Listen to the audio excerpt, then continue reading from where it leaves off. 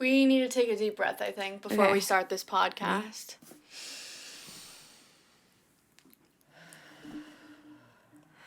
This was a stressful one for us. It was. We've had a stressful day. Yeah. But welcome back to the Oh Brother podcast. We've been here since 12. We've had every technical difficulty you could think of. Yeah, we're just not in the right headspace. It was just like one thing after the other. It was a gloomy day. It's like we had mad homework. Yeah, we had homework earlier. We were here doing homework. We're like, after we're done, we'll just start. And we weren't like passionate about the topic. Yep. And it kind of just made us realize that when things like this happen, it's so easy to just be like, oh, I'm done. it. I give up. We're done. Yeah. But we need to we need to do it because it's going to be beneficial for us in the long run. And it's something that we enjoy. We just have to like get good topics going and do things that we actually care about and that we're passionate about. Not like we just talked about school. And that's a good topic. It's just, I think, with the headspace that we're in today, we were like, oh, we don't feel like talking about this. We're kind of agitated. We like aren't really in the mood. There was a lot of stuff that happened earlier. So I think, like I said, we just kind of took a second. We took a breath. We were like, let's start over and just talk about something that we think we want to talk about and that other people would want to hear too. So at least we're passionate about it and it's something that like we know a lot about. Yeah, and I think the biggest thing that it takes to get something done that you don't want to do is grit. And, like, basically just having, like, a drive within you, like, grit and resilience. Like, you know, having that drive to just, like, push through any obstacle. And it's kind of like you just gotta get it done. So get it done, but do it in the right way. And before we were just getting it done to get it done, and now like, we need to put a podcast out. Let's just like film something and put it out. But no, and that's not like fair for you guys, and it's obviously wasting our own time. We're not gonna put something out there that's like boring and like half-assed. We don't want to do that. So we wanted to take it a little deeper and like talk about how we handle stressful situations. Yeah. And it's something that I've been thinking about a lot lately because I've been in stressful-ass situations. Me too. And the way I handle it has changed. Like, it changes all the time. Like, sometimes I have full control over my, like, emotions and anger. And sometimes I'm so out of control of them that, like, I'm just, like, crazy. Yeah. And, like, you know, for example, for me the other night, we had a really good night. We went to the Jonas Brothers concert, and then we paid $40 for an Uber to get us like 10 minutes down the street. And it was just a mess. And I got into a fight with my boyfriend, and I was so angry. Like, I just had a tantrum. Like, I was just like uncontrollable. Like, usually I know when to shut up, and everyone's just like sick of hearing me complain. But I couldn't stop. Like, there was just, like, these urges in me. I just wanted to scream, and, like, I was so angry. And the next day, like, he asked me, like, oh, are you going to talk to me today, or are we going to just sit here in silence? And I was like, well, I don't have anything nice to say, so I'm not going to say anything at all. And I literally said that, and it sounds so corny, but it's so true, because I'm like, everything I'm about to say is just going to come off without my, like, a regulation of my emotions. It's just going to be like, boom, boom, boom, and that's exactly what happened. Well, I always say that communication's key, but if you can't keep your composure during communicating, then you're not going to have a clear head. Yeah. And, like, you're not going to be able to convey what you're actually trying to say. Give it, like, an hour or two a day, whatever you need to give it to, like, collect your thoughts. Too. I was like, you know what, like, this isn't gonna work. Yeah. Us talking back and forth, we both think we're right. We both need to, like, separate from each other. We live together, so it's really fucking hard to do that. Remember the night before, I'm like, don't talk to me, don't look at me. Touch me. Don't touch me, don't breathe near me. He's like, well, that's gonna be hard because we live together. I'm like, well... You're right, but leave me alone. Well, so then the next day... I couldn't contain my emotions at all, and I was just, like, freaking myself out at this point, and I was everywhere, like, you know, like, I was just, like, like, my whole body was unbalanced, like, I was, like, clumsy, and I was driving really bad. I almost got into, like, 2 accidents on my way to, like, the park, and I was like, all right, I need to go get myself a coffee. I like getting coffees. That makes me happy. I got my dog. She got a new little leash, so I got her leash and stuff, and I was like, let's go to the fucking park. Like, let's just go to the park. Just you and Miley. Yeah, just me and Miley. I got my coffee. I went to the park. I talked to this lady with, like, 3 dogs a little bit. Mm. And then I was like, I want to go sit in the grass. So I have, like, a bunch of bags in my trunk, and I found a sheet in it. Like, I was throwing a bunch of stuff away. And I got the sheet, and I put it down on the grass, and Miley ran around, and I did a quick, like, 10-minute yoga and a 10-minute meditation. And wow, just, like, regrouped. Like, I really regrouped myself there. I was, like, proud of myself, because usually I would just be, like, I would just have gone downstairs and sat on the couch and sat on my phone and been angry, and then I would have felt guilty because I didn't do anything to make myself feel better, and then I would panic. So I was just like, all right, like, this was what I needed to do, and I did it, and that just completely, like, calmed me down. I grabbed food for us. He was super hungover, so I grabbed him a nice little soup and a sub, and I got home, and we just, like, figured it out in the moment, and, like, had a decent conversation that he apologized, and it was just, like, a good balance. And then we went on with our day from there. Like, of course, I still was, like, a little, like, petty and agitated about it, but, you know, nothing that a couple hours of, like, debriefing couldn't fix. Yeah. So with that being said, like, that's kind of how I am going to be going about those situations from now on, because I've been trying to figure out for so long what makes me feel better, and I'm like, there's nothing. Like, I just want to lay here and be depressed and mad at the fucking world. But there is something you can do. It's not going to get you anywhere if you do It's lay not there. going to get you anywhere. Like, when you just go out, the lady at Starbucks, when she gave me my coffee, she was just, like, extra nice. And then I talked to the lady with the dogs, and she was wicked sweet. And her husband came over, and, like, I just got to socialize and take my mind off of everything that just happened. And I was like, I'm okay. Like, it's not the end of the world. I was just going to say, you have to kind of remind yourself it's not the end of the world. Like, it's one argument that, you know, we have arguments all the time. Yeah, it will pass. It feels like in the moment. In the moment, you're like, oh my God. Ugh, like, you just want to rip your, like, insides out and, like, flick them everywhere. Like, literally. And it's, like, that's how I feel on, like, when I get angry, it's, like, this urge inside of my body. I rarely feel that. Oh, my God. I felt it. It's like it's like another part of me that just, like, raw. Well, so I remember something happened to me where I was like, I literally physically feel, like, hot. Like, my insides, like, I feel my blood is boiling in my skin. Like, that's how mad I was about something. And that rarely happens to me because I kind of... You're so patient. Yeah, I have a lot of patience because once I always say this, the reason I don't drink, the reason I don't do any, like, drugs, like smoking or whatever, is because I don't like when I'm out of control. Like, I don't like when I'm not in control of my mind and my body. And when I let myself get that mad, I feel like I'm so out of it that I'm like, this is scary. Like, I need to regroup. That's literally how my fight went with Chris. Yeah.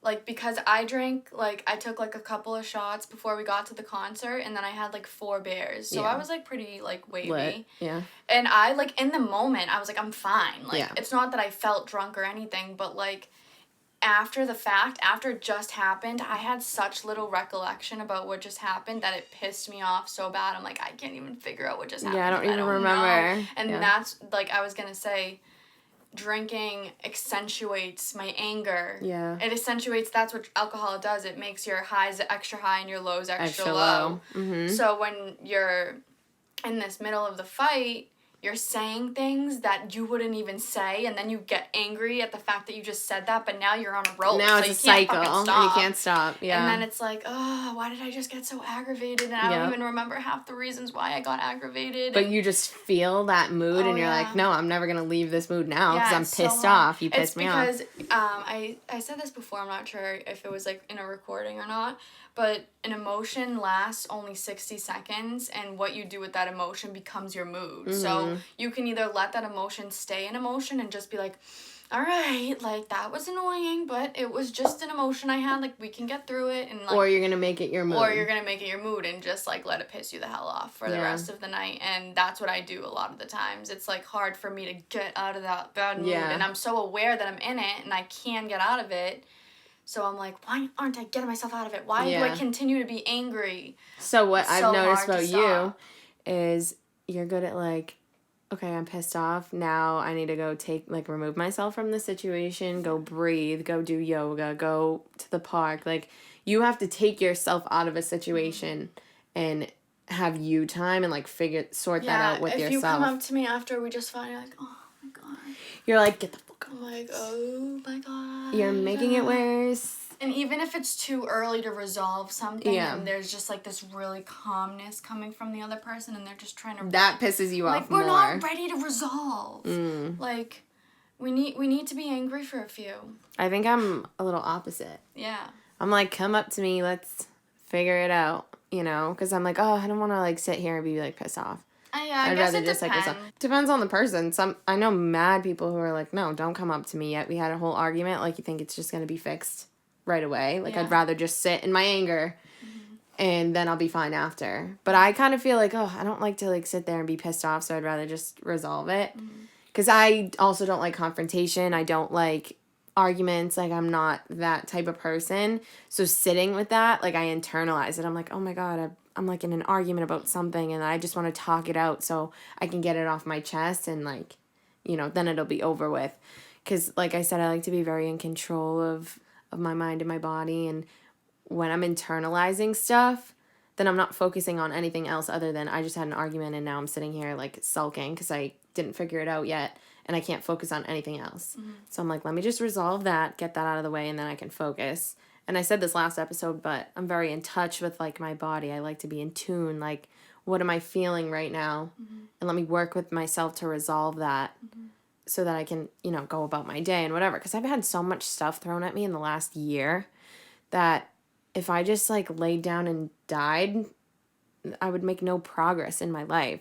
So I'm, like, rolling with the punches and figuring out what works for me, and I'm really in touch with my own body and my own mind. I'm like, this is super important for me to resolve now and figure out my best, like, coping mechanisms to get through this stuff. So I'm in therapy. Like, that helps me a lot. I love to vent. Like, I'm a venter. I will, like, tell you my life problems, but just to, like, people that I trust, obviously. I'm not going to, like, go walk down the street and, like, tell someone, you know, my business. But when it's the right setting, I could spill forever. And that's something that makes me very, like, comfortable and helps me get through stress. Like, all right, I know once a week I have therapy. I'm going to get everything off my chest and then also get a second opinion from a professional. So therapy also is, like, a great thing for me. And then just, you know, I don't like to be in a bad mood, like I said. So I kind of just figure everything out. Like, I like to resolve stuff and then do things that make me happy. Like, I like to... like, go home and I clean my house when I'm stressed. Like, I love to, you know, be organized, and that just makes me feel good. Like, okay, I accomplished that. Or I'll, like, go... these are all, like, not things that are super fun, but they just make me feel very, like, in line and in a routine. So I'll go home, I'll clean when I'm stressed. Or I go home and I look at all my homework and I, like, write out a list of everything I have to get done. Just feeling accomplished, like, makes me feel good. Me too. I love checking off a list. I have such a checklist all the time. I even bought for my laundry room a checkerboard, a blackboard thing, and it says, like, Monday, Tuesday, Wednesday, all the days of the week. And I wrote, like, my brother is on Monday for laundry. I'm on Tuesday because I like to be, like, very organized in that way. So that's the same way with my brain. Like, I need everything to be... like, doing what you can to control your situation, and one of those things is, like, organization. So, like, at least being able to, like, have your room look nice even though your brain is a mess, like, because if your room's a mess in control of. And your brain's a mess, it's like just like, a big disaster. You can get up and clean the hell out of your room and make it something, like, you know, you would love to sit in, and that's something you're in control of. Like, you know, keeping your fridge clean and, like, healthy foods, that's something you're in control of. So, like, I literally doing just those did that. types of things. I went food shopping Thursday or something. I forget when I went. But before I went, I cleaned my room. I made, like, a whole day of this because I have a super packed schedule, but I like to be on a schedule so it doesn't bother me sometimes. So I have, like, a lot to do, but I'll put it in my calendar, like, this is what I'm doing at this time and this time and this time. So I went food shopping, but before I went, I cleaned my room. I cleaned out the fridge. I went food shopping. I put all the food away, and then I went to work. And when I came back from work that night, I prepped all my food. You know, the girl on TikTok? I've been talking about this girl that I'm, like, obsessed with on TikTok. She, like, preps her food. So she'll get vegetables and fruits, and she just, like, washes everything, and she'll cut them or whatever and then put them in, like, little prep things and you can close them like airtight, put them in the fridge. So that made me feel good. I'm like, I got my cleaning done this morning. I went to the store and got all my food shopping done. I went to work and then I came home and I like prepped all my food. That helps me de-stress because I'm like, I'm being productive. I'm not just laying around and like doing nothing, you know? Yep. Especially in the pandemic where we were doing nothing all the time. I was like, I'm going out of my mind. That's when I had the most stress and anxiety, was last year, probably around this time. No, it was more actually in the summer. Because the summer, I had no schedule at all. So it was kind of like, free for all. And some people like that, but I like to be more structured. So I'm like, oh my God, I have nothing to do all the time. I can just do whatever I want. It's like stressing me out. So I had horrible anxiety. It's so interesting because I just did a homework assignment about basically everything we're talking about. I'm a psych major. Mm-hmm. So we were talking about coping mechanisms and we were talking about like intrinsic, extrinsic motivations and like personality traits and things like that. And everything you're saying, I'm relating back to what I just read because it's so true. So you were talking about, like, reaching out to your friends and family and you love to vent. Yeah. That's, like, emotional support seeking. That's, one of the proactive coping mechanisms. Yeah. So there's, like, proactive and there's reactive. So that's another thing you were talking about. Like, reactive coping mechanisms are things that are after the fact of the stress. Yeah. So you don't, like, recognize the stressors. It's just like after the fact, these are ways. Yeah. But proactive coping mechanisms are ways to, handle that stress like before it hits so hard. And that's like one of the things I scored high and on the assessment was emotional support seeking, and you would definitely too. Yeah. And there was other categories like emotional stability, which I scored like very low in because it's like hard for myself to get out of hard things. Like sometimes I need a friend to pick me up, just like my boyfriend or whatever. And all of it kind of ties back to like procrastination in a way. And this was so interesting. I watched a TED Talk on last night. I'll actually just kind of like link it somewhere because I think everybody would really like it. It was a quick one. Like it goes by wicked fast, but it just talks about the mind of a procrastinator. And how we have this, like, instant gratification monkey who's always, like, I want to, like, watch TikTok or, zoom into Google Earth and find India for no reason. Yeah, like, just stupid stuff. Just stupid little things. And then there's, like, a rational decision maker who's always, like, taken over by the monkey. And until the stress really comes on, you're kind of just, like, in that, like loopy phase, and then the panic monster comes in and it's like, well, the deadline's now, so you gotta get going, and then you freak out and you feel guilty and ashamed and your anxiety comes in. Yeah. And the guy talked about how there's two different types of like procrastinators. There's ones with deadlines and there's ones with no deadlines. And the ones with no deadlines kind of fall very easily into this like dark hole because it's like, I'm not doing anything and nothing's really pushing me. My panic monster's not coming out because my deadline isn't there, and I'm just kind of falling like lower and lower into like a depressive state because I feel like I have no control over what I'm doing. And no real direction. No real direction. It's kind of just like things are happening and you're doing nothing with them because you're procrastinating. Yeah. And now it's, like, you're out of control of your own life. And it's, like, anger. A lot of people that procrastinate and have that type of mind feel, like, angry with it. Yeah. So it kind of all leads back to that. We're talking about... Procrastination. Like, we're talking about coping mechanisms and ways to deal with stressors. And the best things to do is, like, be proactive and deal with things before they hit. Because once they hit, it's, like, all at once. Procrastination's like the biggest thing that gives me anxiety, literally, because like you said, if a deadline's coming up, I'm like, oh my God, I have so much to do. You've got to watch I have to. And like I said, I have my whole schedule, and I was just talking to Soph about this the other day. I was like going to hang out with them or something, and I literally set my my 3 days in a row up because I had homework that was due on Sunday. And I'm like, I'm going to do it on Friday because we had a COVID scare at work. And it happened on Thursday. I found out about it on Friday. I'm like, I have this essay that's really important that's due Sunday. If I find out Saturday that this kid has COVID, then I'm going to have to go get a test. Then I'm going to be super panicked. Then all this stuff is going to like mess up my schedule. So instead of how I originally thought of it, oh, it's due Sunday, I'll do it Sunday morning. I was like, I'm going to do it Friday because I just found out about this COVID scare.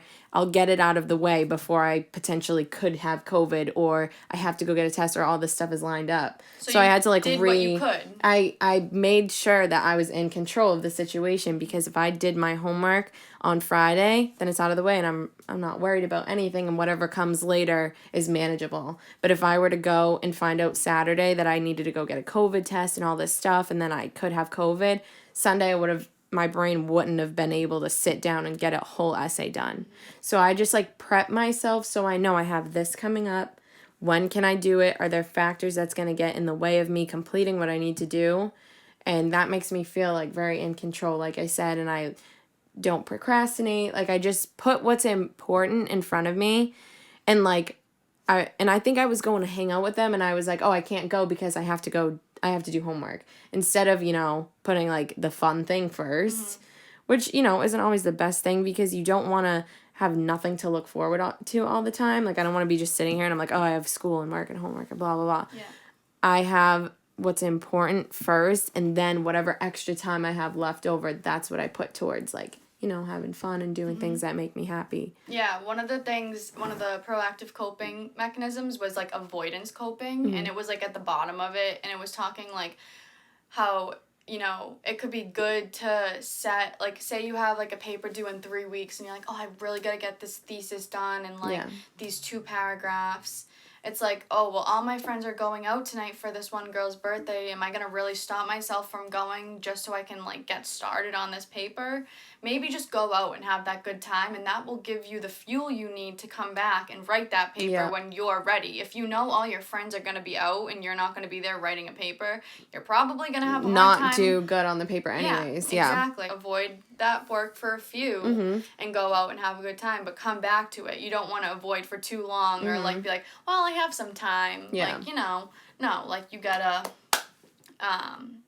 it's okay to avoid, but don't avoid too much. Yeah. And that was another, like, proactive form of coping. So you want to be proactive. You want to have all your stressors have a coping mechanism. My coping mechanisms are different than yours. Everyone has their personalized coping mechanism, so make sure you have them that help you get through things, but they're not like an avoidance thing where it goes too far. Like, oh, you avoided all this work, now you're procrastinating. Now you didn't prioritize what was important first. And then also be as in tune with your body and your mind as possible so that you can get through things the way that you need to get through them. Her way is different than my way, is different than your way, but it's all just like being in tune with your body and figuring out what works for you and what's going to get you through stress. Yeah, it's a lot of, even when you look in, like, the psychology books, they talk a lot about breathing and, like, exercising and, like, mindfulness, meditation even. Yeah.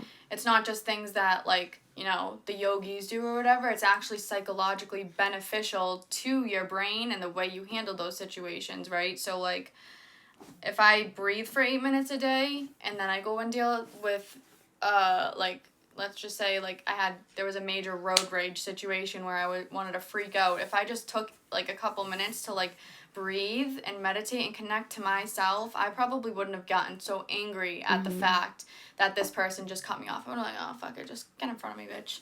You know what I mean? So I think everybody definitely has different ways, but one of the best ways to take care of yourself is breathing and getting in tune with, like you said, your body. Yeah.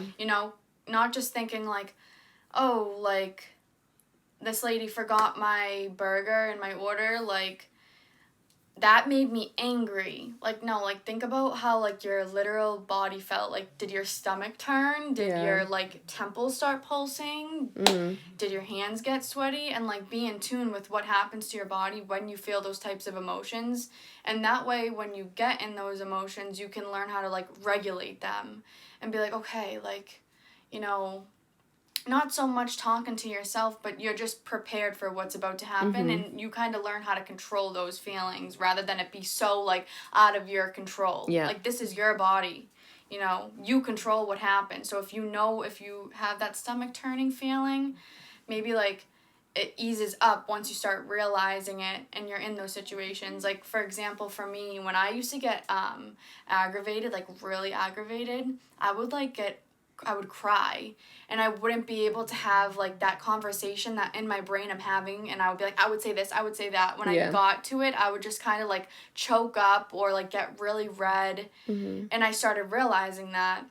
So then when I continued to get into those like stressful confrontational situations, it kind of like, I was like more comfortable. Yeah. And it didn't stress me out anymore. Now if I have something to say, I know I can just say it. Yeah. And it takes away all those like negative things that come along with confronting somebody, you know? I think where we differ sometimes too is like, in psychology, they say, like, you're either, like, an empath or whatever it's called. And then, I don't know what the other one is. But you know how you, like, feel empathy so deeply? Sometimes I feel empathy so deeply that it's probably not a good thing for me because I let things slide, like, too easily. But you were saying you go to, like, a burger place and they, like, screwed up your order or whatever.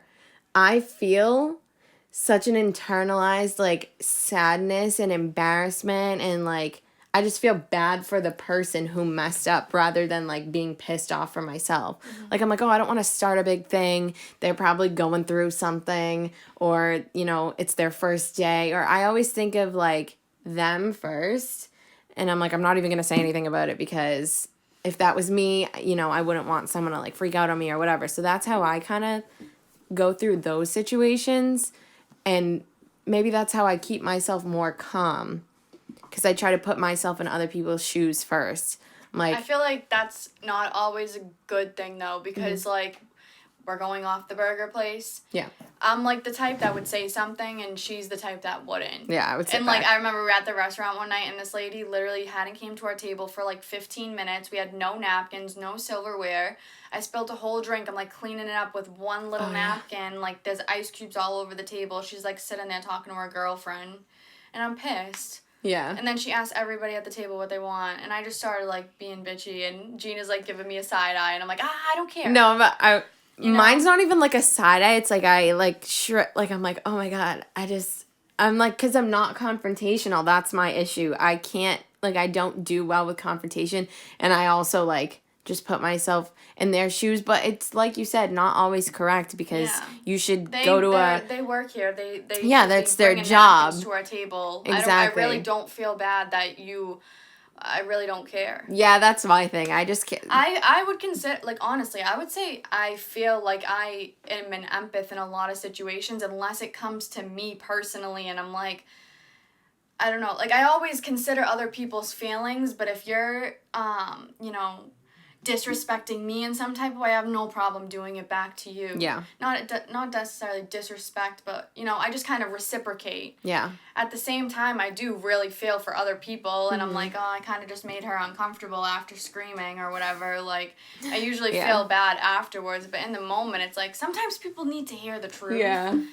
And, like, that doesn't make me it used to. Like, I used to really not say much, or, like, my sister would be the type that's like, oh, this thing has a rip in it, let's ask for a discount. I'd be like, oh, fuck it, it has a rip in it. But now I'm like, no. Yeah. That has a rip in it. I should get 10% off. That's like, my mom, like, do you know who that woman is? She would have literally got, like, a piece of shit on a plate as her meal, and she would have been like, thank you so much, and tipped 25% rather than 20. So I'm like, that's I'm just so used to that I grew up, and she, like, ingrained the empathy in me. Like, she always used to say, like, oh, how would you feel, like, whatever, which, like, I keep reiterating, it's not always the best thing because that allows for some people to walk all over you and not get what you want when you deserve it. Like, I'm paying for this, it should be up to my standards, you know?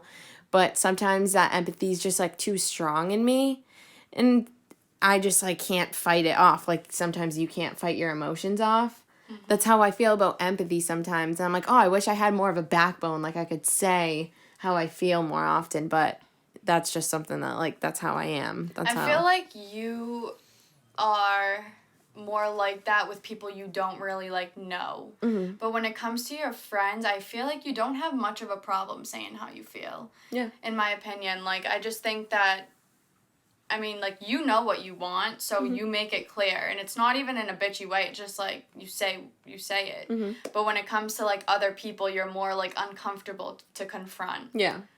When it comes to people you're comfortable with, you're more, like, I'll say what I want back. Yeah. You know? Like, I also have feelings here. Yeah, exactly. And that's kind of, like... That's kind of, like, the opposite for me. Like, I feel like I'm very... like, comfortable saying whatever I want to people I don't know. But when it's my closest friends, I'm more careful with the way I word things. Because I'm like, well, if I say it this way, then they're going to think I'm coming off in a bad way. And I'm just kind of trying to say how I feel. Yeah. So I feel like I'm more careful what I say to people that, like, I know. Because honestly, I was going to say this earlier, and it's a little off topic. But for me, I always, like, I don't like being judged by people.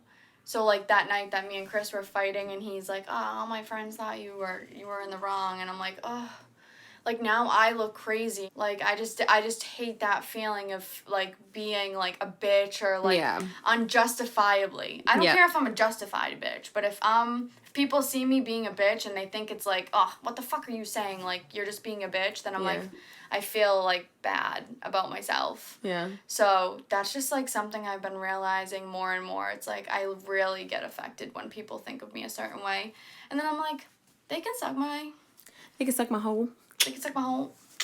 Because I really, like... I care, but I don't. It's weird. Like, internally, I'm like, oh, I don't want to be seen as this bitchy, you don't crazy want to, like, come psychopath. off that way. And then on the inside, I'm like, well... I don't care. Yeah, yeah. Please. But I guess that's probably where some of your stress, like, comes from sometimes. Oh, yeah, 100%. Like, feeling judged by others and, like, just being you, but then being like, oh, like, I'm just being myself, and then it's, like... not good enough for people, or, like, they don't like who you are. Yeah. You know? I feel, like, outcasted. In those types of situations. I hate feeling like that. It's, like, my big pet peeve. That's why I am so, like, I try to be, like, nice to my friends, because I don't want them to get that, like, picture of me that I'm just, like a bitch for no reason at all, and I just say whatever I want, because that's not really how I am. I'm very, like, conscious of how I talk to people. Let's take what just happened at after the Jonas Brothers concert. Let's say for next time, to avoid the stress that comes after you acting a certain way, maybe take more time to, like, see that something's building up. Like, okay, I'm getting irritated. I know I'm going to be stressed out in this situation, and I know I'm probably going to lash out. So let me do some breathing. Let me do some, like, decompressing and think about what I'm going to do before I do it, because the consequences are going to haunt me for, like, a few days after that, you know?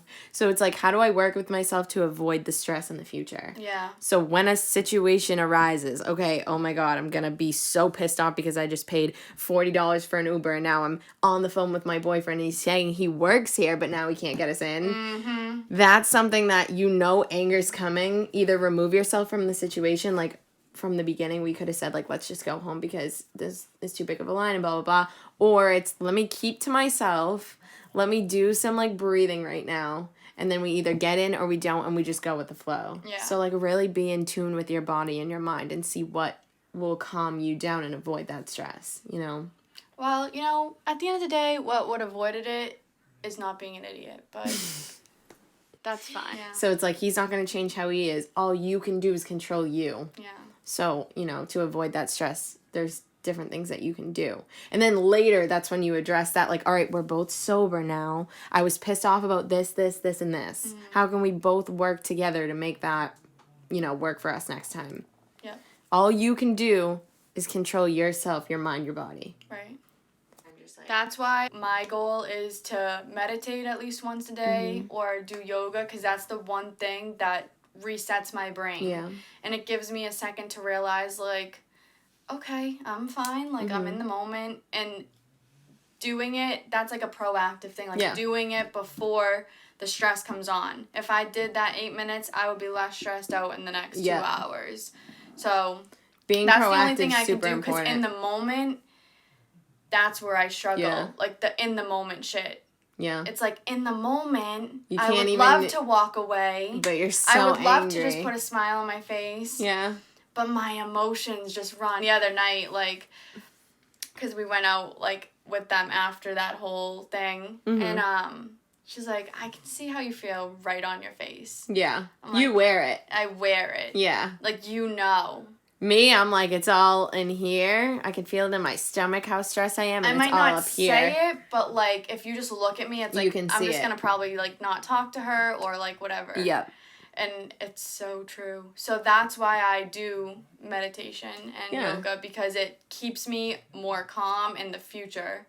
And be proud of yourself that you're actually looking for proactive ways to cope with that stress, rather than you're like, all right, I'm just who I am, so fuck everyone else. I'm just going to be, like... the way I want. Yeah, going back to, like, the grit part that we were talking about earlier, my grit score was, like, 32 out of 50 on this assessment. It was like, a stupid 50, like, question, vague assessment. Mm-hmm. But it gave me, like, a low score. And I was like, you know what? Like, it's true. Like, I really, like, will always put my mind to something and do all this planning. And then when it gets down to it, I'm like, oh, I'm not doing it. I don't really feel like it.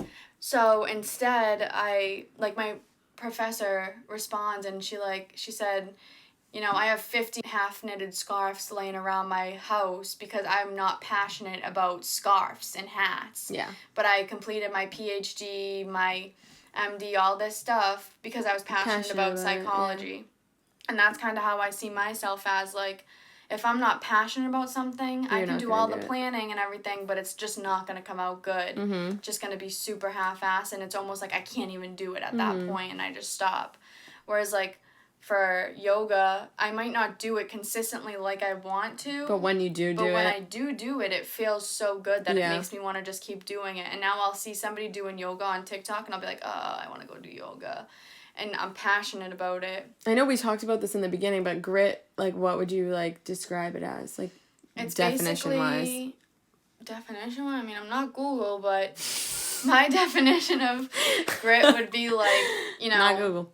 When things get hard... Like, how do you deal with situations? Yeah, it's like when you know, obstacles arise during your goal... You either try harder or you lose interest. If you, like, your grit, I don't know, fuck me, I don't know. It's not like I did a whole assignment on this yesterday. Courage and resolve, strength of character. He displayed true grit.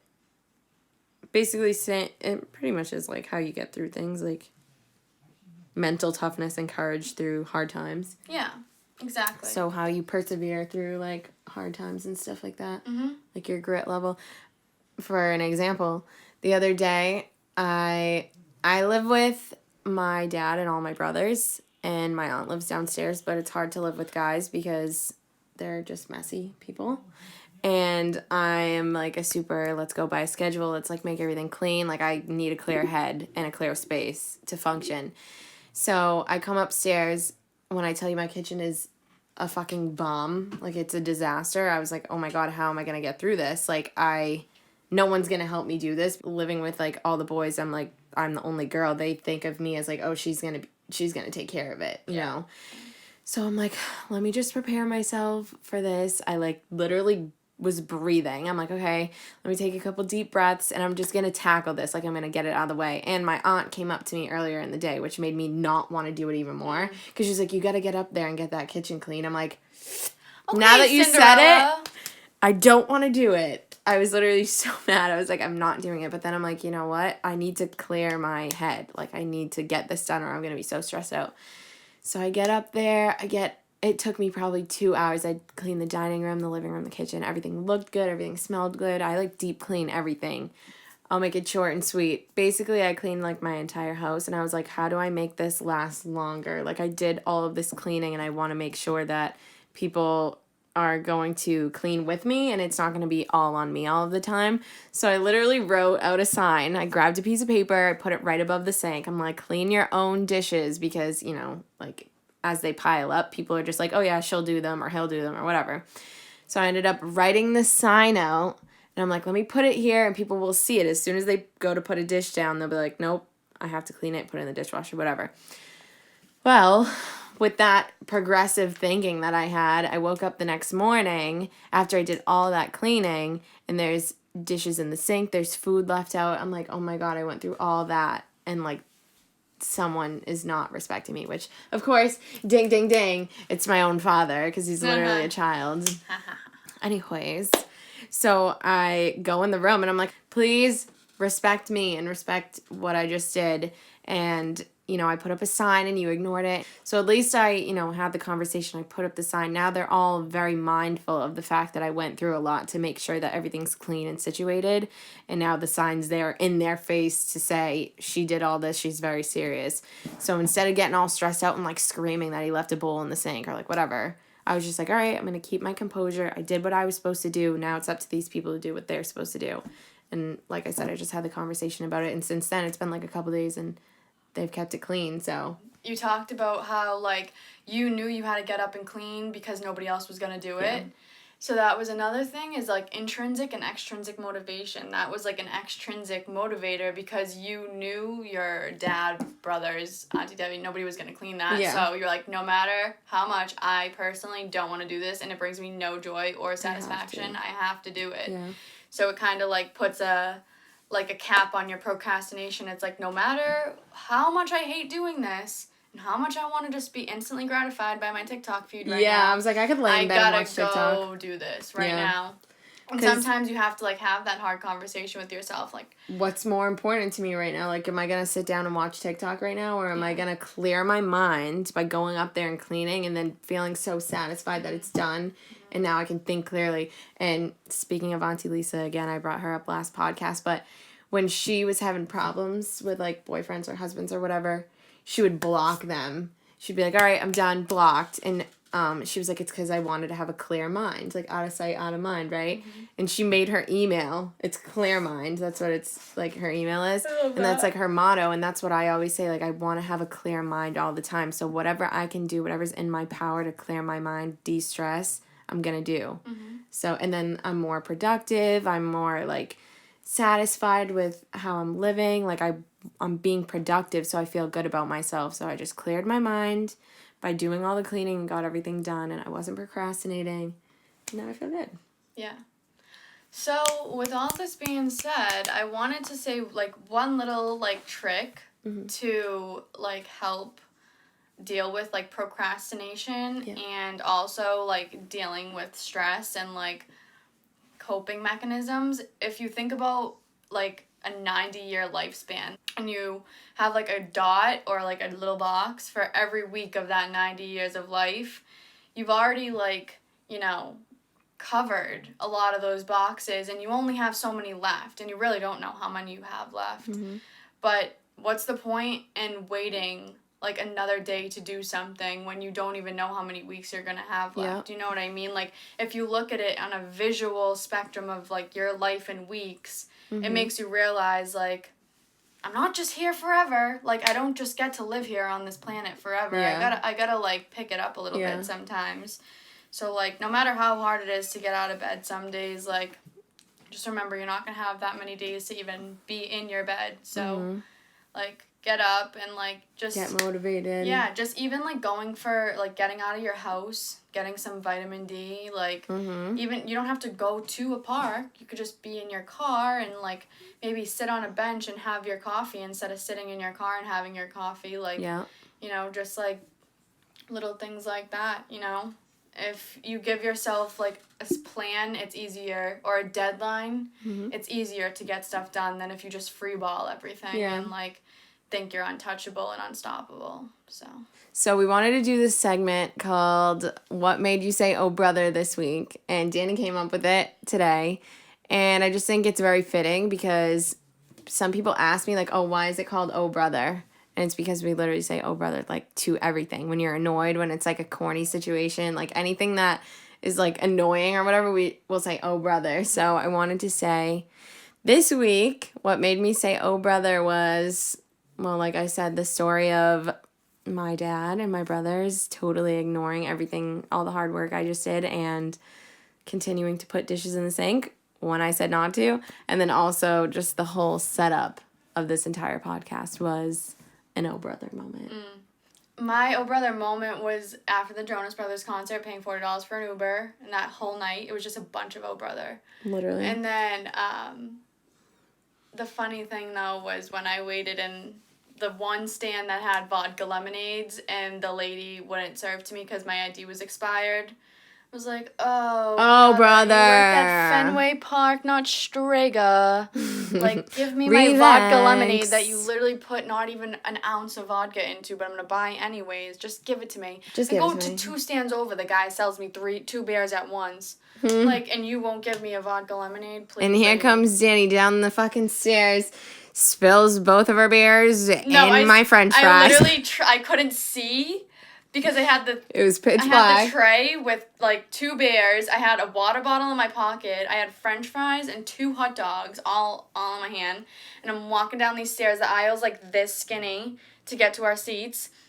And I missed this, like, I didn't see the steps. So it kind of just, like, plopped. My foot, like, just went really quick. And the whole beers were, like...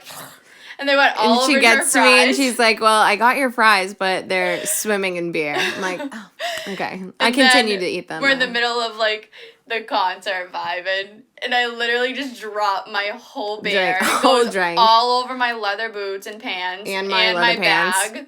My whole bag. Bear. And Dani brought us mustard and condiments for the top of our hot dogs, and I dropped the packet on the floor and then dropped my bag right in it. So I had mustard all over my bag. It was a night. It was an Oh Brother night at the Jonas Brother concert. Oh Brother Jonas Brothers. Oh Brother Jonas Brothers. So last thing I'll say is leave us suggestions and what would be interesting for you guys to listen to. That way it's more personalized to you guys. Like, our audience is important, like I said before. We just want to start connecting with you guys a little bit more because we don't want this to just be like, oh, my friend's doing a podcast, let me listen. We want to be like, I want to listen to this today because I need some, like, input or just, like, encouragement or anything. Tips, tricks. Maybe a little laugh with our goofy moods. Our silly goofy moods. We hope you enjoyed this week's episode as much as we did, and we will see you soon. Soon. Bye.